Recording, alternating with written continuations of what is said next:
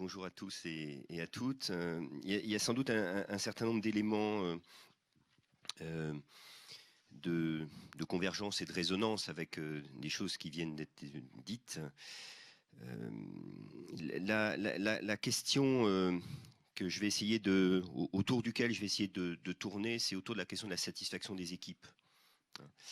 Je garde en tête que le cœur de métier qui est le vôtre, c'est la réclamation, et donc c'est quelque part la question de la satisfaction du client, et que sans doute, mais on le verra, un élément central pour pouvoir assurer et assumer la satisfaction du client, ça passe peut-être par la question de la satisfaction des équipes. Et donc, du coup, on voit bien d'emblée que qui dit équipe dit management des équipes, et donc sans doute que cette question-là est d'abord fondamentalement une question managériale et organisationnelle, et j'y reviendrai peut-être, avec du coup la question derrière qui va être comment effectivement la dimension anthropologique forte de l'homme comme relation va pouvoir être finalement incarnée, traduite très profondément dans la réalité quotidienne des modes de relation au travail et des modes d'organisation du travail.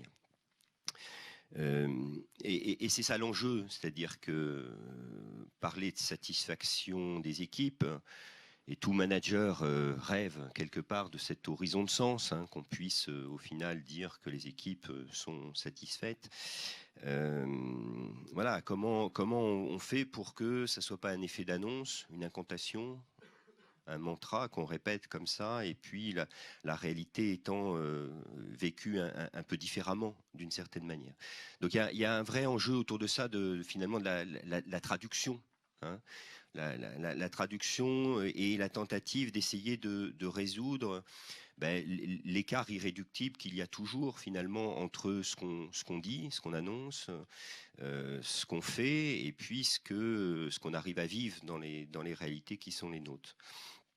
Donc, premier enjeu, et je pense que c'est déjà un élément important dès lors qu'on porte la question et l'enjeu de la satisfaction des équipes, c'est de prendre au sérieux cette réalité-là, et donc c'est d'essayer de faire en sorte que ce qui est annoncé soit effectif. Et nous savons bien que dans le réel des organisations, dans le réel des contraintes que nous avons tous à assumer d'une manière ou d'une autre, il y a d'abord un écart. Donc ça veut dire qu'il va falloir assumer autour de la question de la satisfaction des équipes la mise en tension et la mise en écart entre le rêve idéal qu'on aimerait bien vivre et faire vivre, et puis les systèmes de contraintes. Et peut-être que c'est ça la question des injonctions paradoxales, c'est que vivre dans une organisation, être manager dans une organisation, diriger des équipes, c'est d'abord être celui qui va devoir assumer l'ensemble des injonctions paradoxales auxquelles le manager lui-même est soumis et auxquelles il soumettra d'une manière ou d'une autre ses équipes. Et évidemment, sur la question de la réclamation, on va avoir sans doute une injonction forte qui va être comment finalement opérationnaliser quelque chose qui relève en partie aussi d'un certain nombre de mécanismes relationnels et avec des techniques opérationnelles. Voilà. Donc là, il y a une tension qui va être un peu compliquée. Donc, premier élément de réflexion, c'est d'abord reconnaître qu'il y a des écarts, donc arrêter de jouer avec les mots managériaux classiques que nous faisons tous, et puis porter réellement la question de l'écart, c'est-à-dire incarner ce qu'on annonce. C'est ça, au final, le premier élément. Deuxième élément, il y aurait évidemment quelque chose d'assez paradoxal, d'être dans des métiers qui sont des métiers dont la finalité est d'essayer de résoudre quelque part par la réclamation l'insatisfaction d'un client, avec des hommes et des femmes au travail qui seraient eux-mêmes insatisfaits dans leur rapport au travail. Ce serait si Alors, moi, il se trouve que je suis plutôt initialement du milieu du soin, mais si on veut pouvoir soigner correctement des patients qui sont insatisfaits de leurs conditions de patients, il faut des soignants qui soient extrêmement satisfaits d'eux-mêmes, hein, pour pouvoir porter la réclamation quelque part des parents, donc des patients. Donc il faut que les équipes qui sont des ambassadeurs finalement de l'entreprise, dans quelque part une tentative d'essayer de bien traiter les clients, d'honorer les réclamations et de trouver un certain nombre de solutions pour elles, il faut évidemment que ces équipes soient extrêmement satisfaites. Donc ça confirme bien d'une certaine manière que l'enjeu d'emblée, hein, est un enjeu managérial et organisationnel. Si on veut pouvoir faire en sorte que ça fonctionne bien, la cible peut-être première, c'est pas d'abord, alors c'est évidemment peut-être une provocation, c'est pas d'abord la question des clients qui est en jeu, c'est la question effectivement des collaborateurs pour qu'ils puissent effectivement être satisfaits et donc du coup qu'ils puissent effectivement bien porter et honorer la réclamation des clients. Ça veut dire que derrière, hein, c'est le premier élément, c'est la responsabilité managériale. On peut forcer le propos. Si les clients sont mécontents, c'est de la responsabilité du manager, d'une certaine manière, pas simplement des équipes, quoi. Et du coup, derrière, pourquoi c'est la responsabilité d'abord essentiellement du manager? C'est parce que le manager est celui qui va finalement, d'une part, organiser les modes de fonctionnement, lui-même sous contrainte d'injonction paradoxale parfois, mais c'est lui qui a la responsabilité, hein, d'assurer les modes de fonctionnement et d'assurer les modes de relation finalement dans les contraintes des modes d'organisation dans lesquels les gens vont travailler. Donc, si on manage quelque part des équipes, hein, il faut assumer jusqu'au bout la responsabilité de ça et se faire en quelque sorte le porteur de l'organisation technique des systèmes et en même temps le porteur des modalités relationnelles dans lesquelles les gens vont pouvoir effectivement honorer et vivre relativement correctement les systèmes de contraintes dans lesquels ils sont pour pouvoir gérer et assumer leurs tâches. Deuxième élément de réflexion, je souscris assez à ce que Marie-Louis, tu as dit sur la question bonheur, hein, tu as mis quelques bonheurs au travail, quelques guillemets, réalisation de soi, on peut mettre aussi quelques guillemets. Moi, je préfère effectivement le terme de satisfaction. Parce que le bien-être, le bonheur, la réalisation, c'est quelque chose d'extrêmement global qui va supposer quelque part que l'individu va réussir à faire une sorte de synthèse et d'assurer une sorte de cohérence de lui-même qui réquisitionne à la fois effectivement ce qu'il fait au travail, mais pas seulement, quoi. Comment il va articuler avec sa vie personnelle, sa vie privée. Donc le bonheur est évidemment beaucoup plus large que ce que le travail va pouvoir nous faire vivre. Et donc je pense que d'une certaine manière, déjà, l'enjeu est pas la question du bonheur au travail, l'enjeu est déjà la satisfaction au travail, être satisfait du travail. Simplement satisfait. Et c'est déjà beaucoup parce que ça va être un élément, si je suis insatisfait au travail, on imagine bien que la question de la création de la représentation du bonheur va être entachée par cette réalité-là, parce qu'au travail, on y passe évidemment beaucoup de choses. Mais donc, soyons raisonnables et soyons humbles. Déjà, créons des conditions qui permettent simplement d'être satisfaits au travail. Alors, je voudrais dire 2-3 choses sur la question de la satisfaction. Qu'est-ce que ça pourrait être, d'une certaine manière, être satisfait au travail? Le premier élément, c'est d'assumer au travail une certaine cohérence entre ce que je dis, ce que je fais et ce que je vis. C'est toujours la question de l'écart, hein, qui est en jeu, finalement. Mais de toute façon, la vie est toujours ça, hein, c'est vivre des tensions et des écarts et essayer d'assumer et de les porter et de les résoudre d'une certaine manière. Mais le premier élément de satisfaction, c'est un élément de cohérence, quoi. Est-ce que j'arrive à avoir quelque chose d'à peu près cohérent entre ce que je dois faire, les moyens que j'ai pour les faire, et puis le sentiment que j'ai autour de ça, quoi. Si je vis des distorsions trop importantes, hein, si j'ai l'impression d'être un peu tordu d'une certaine manière, c'est-à-dire un peu trop pris dans l'écart, trop écartelé, j'ai du mal à être satisfait d'une certaine manière. Donc il y a un élément central de la satisfaction pour qui que ce soit, c'est que l'ensemble des choses que je vis et qui me met en tension, et travailler, c'est être mis en tension par des tas de choses, ça permet d'une certaine manière de recentrer, d'assurer une certaine unité et cohérence. Premier élément. Si les gens au travail, si les gens de vos équipes au travail ont l'impression d'être distendus, tendus, écartelés d'une certaine manière, on peut penser que la satisfaction n'est pas tout à fait là. Premier élément, c'est la cohérence, quoi. Réduction de l'écart entre ce que je veux faire, ce que je dois faire, ce que je peux faire et comment je le vis. Premier élément. Deuxième élément, c'est d'assurer la part humaine du travail. Ça, c'est un point central. Une fois que j'ai une certaine forme de cohérence, voilà, j'arrive à finalement avoir un récit de moi-même assez structuré et cohérent. Je peux dire ce que je fais, etc.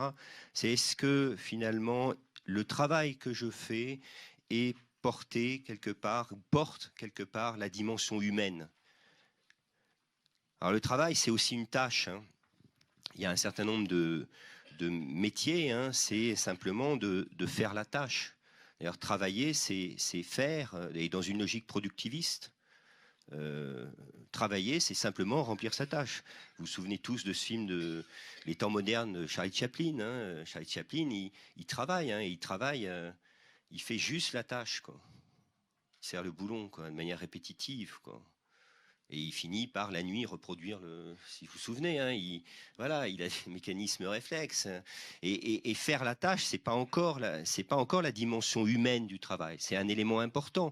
Et tous autant que nous sommes, quand nous faisons une tâche, nous remplissons une tâche, nous aimons bien évidemment que la tâche soit bien faite, accomplie, qu'elle soit dans l'effectivité de ce qu'elle doit être. Mais ça ne suffit pas d'une certaine manière.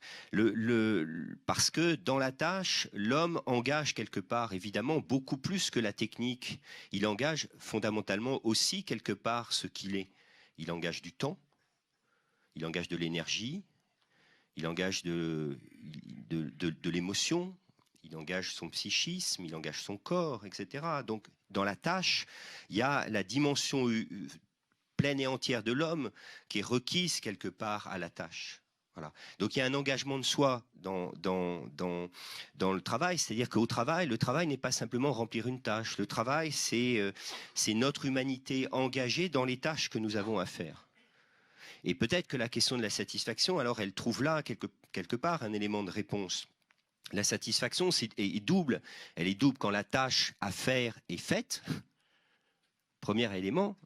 Et quand la tâche qui est faite, a sa dimension humaine, fondamentalement. La part d'humanité du travail. Voilà. Alors, après, il faut essayer de définir ce que c'est que cette part humaine du travail. Peut-être qu'on peut dire que le bon critère pour voir si les hommes et les femmes au travail et les équipes sont satisfaites, c'est de leur demander. Et peut-être que la réponse la plus simple, hein, c'est finalement, on est satisfait quand on est capable de dire finalement ce qu'on a fait, ce qu'on a vécu, est humain et pas inhumain. C'est simple en fait comme réponse. Hein. C'est immédiatement extrêmement compliqué, mais d'un point de vue social, c'est tout simple, quoi. Est-ce que les hommes et les femmes disent, oui, ce qu'on est en train de vivre, ce qu'on a vécu au travail, c'est humain et pas inhumain. Alors, il faut le décliner. Qu'est-ce que ça veut dire que dire ce qu'on a vécu est humain et pas inhumain?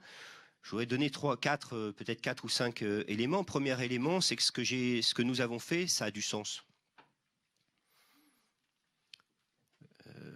Charlie Chaplin, quand il serre ses boulons, alors si, ça a un sens pour Charlie Chaplin, c'est que le travail sert à assurer les conditions de la survie élémentaire, ce qu'on appelle la conservation de soi. Je travaille pour manger, globalement. D'accord ? Mais pas seulement. On voit bien que s'il y a des questions de cohérence, si l'homme est un animal, vous évoquez de parole, ça veut dire que l'homme est un animal symbolique, donc c'est l'homme construit son monde en produisant du sens.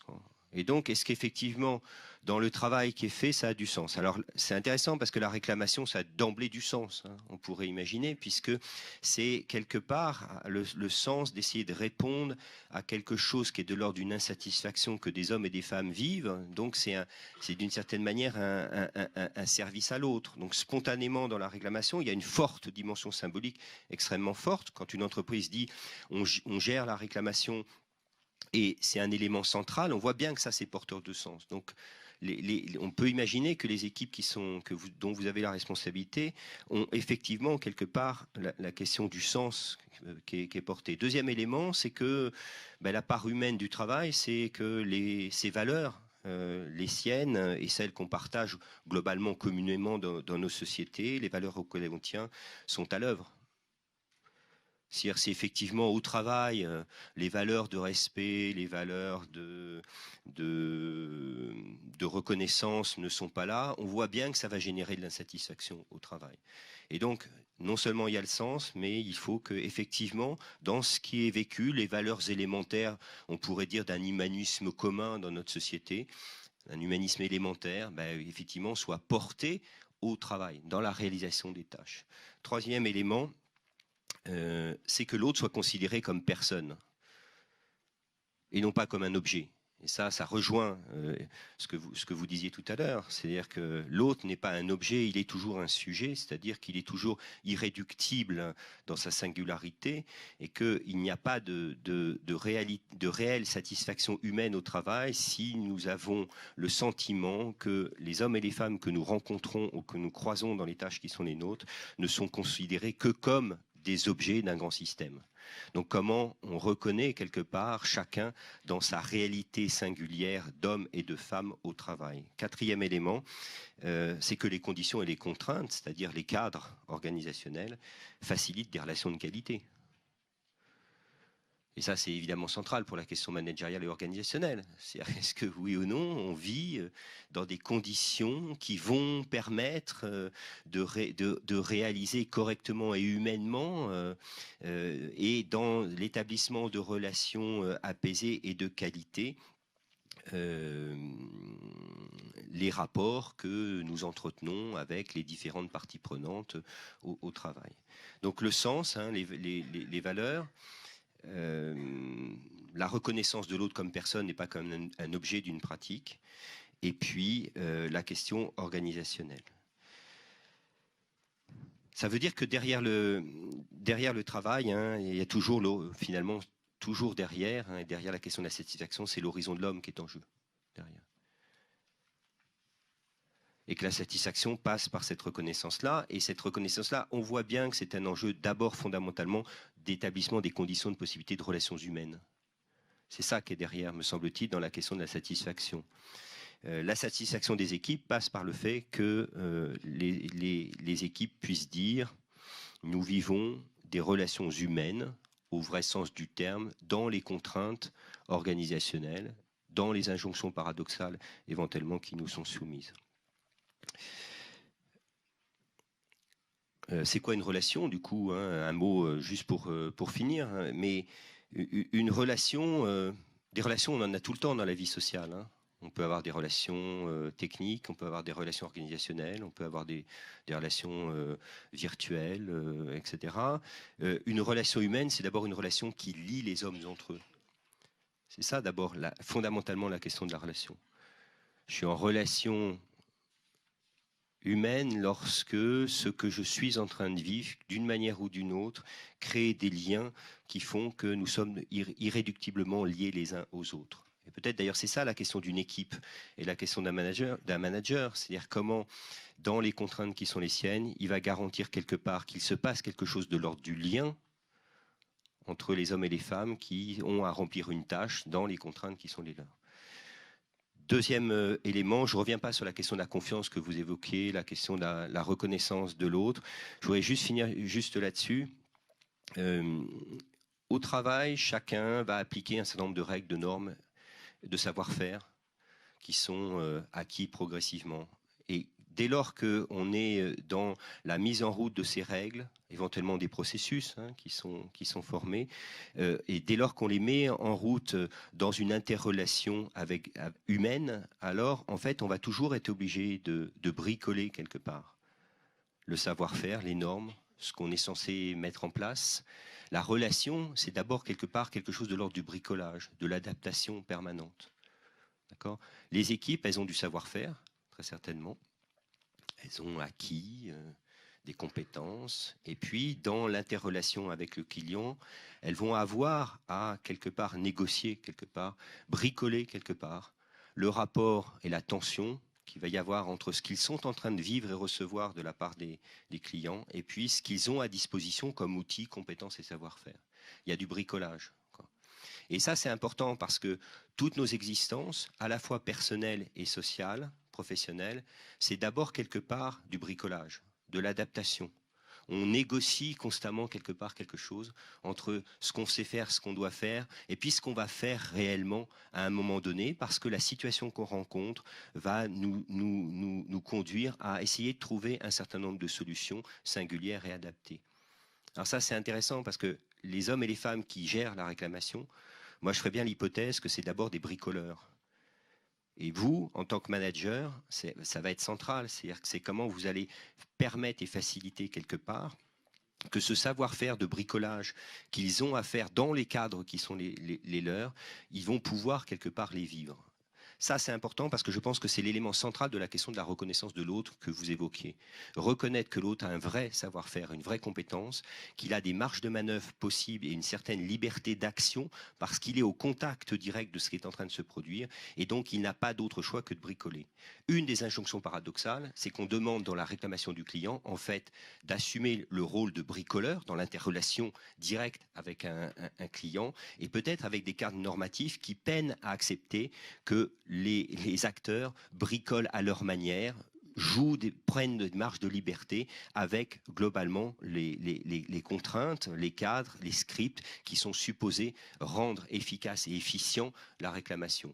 Le meilleur moyen de rendre efficace et efficient la réclamation client pour la satisfaction du client, c'est de satisfaire très certainement les équipes, les hommes et les femmes qui gèrent, en leur permettant et reconnaissant des marges de liberté qui vont leur permettre de bricoler et de pouvoir se dire, au final, ils ont fait un bon boulot qui est adapté et qui donne la dimension humaine au travail qu'ils ont fait. Voilà, merci.